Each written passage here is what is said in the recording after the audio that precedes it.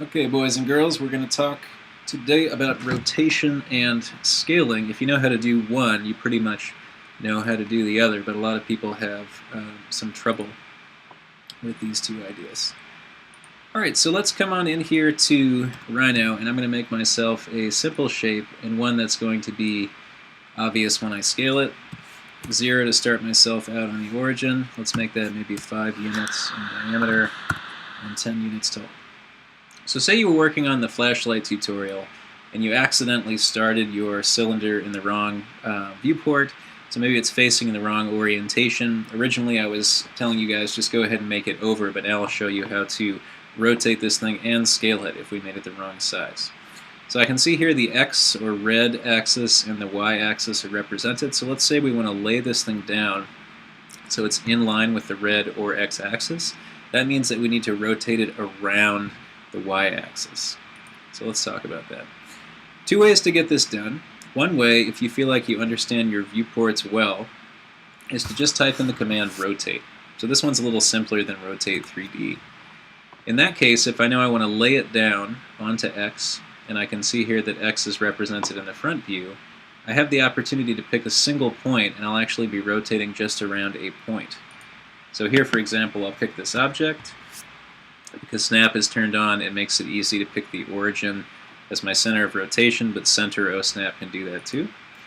Ortho helps me go straight up with my first reference point, and then you can think of that kind of like a lever, right? So ortho will only let me do this every 90 degrees. I could also turn that off, and you can get sort of more of an animated view if you want a more complicated turn. So ortho lays that thing down, and then I can verify on the screen that I got it correct. I'll hit undo. Now, rotate 3D is a little more complicated. For those of you addicted to the perspectival view, we can actually do that entirely here.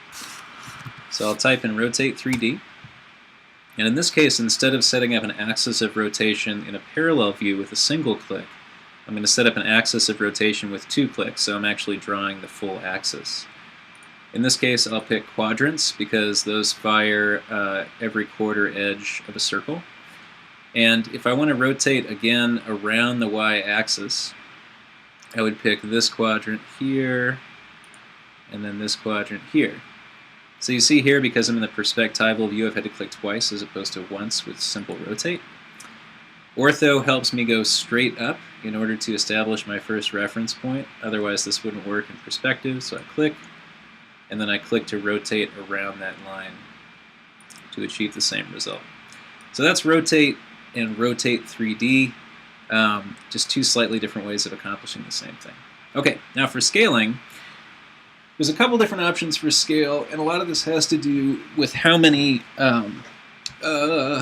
directions you want to scale in at the same time. So let's say that I just want to alter the diameter of this cylinder, but I don't want to alter its length.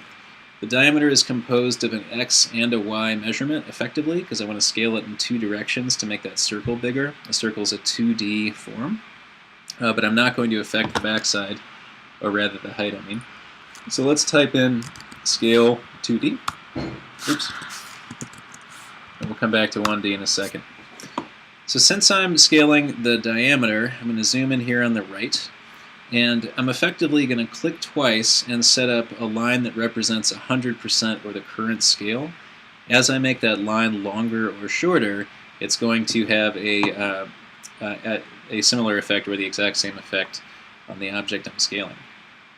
So let's say that I go, for example, if I have both the center and the quadrant OSnap, I can set up this line as being my initial measurement, and do you see how as my reference line gets bigger, so does the diameter of the circle, whereas as it gets smaller, so does the diameter of the circle. So let's make this thing a little fatter.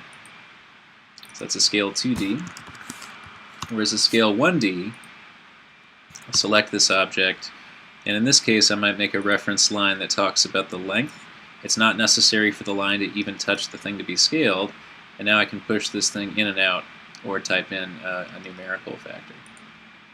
Scale 3D should make a lot of sense. It's just going to keep everything in proportion, but you enter in your desires the same way. I believe it's just scale as opposed to being more specific. So here I might make that same reference line, but as it gets longer and shorter, my x, y, and z are all changed in proportion to one another.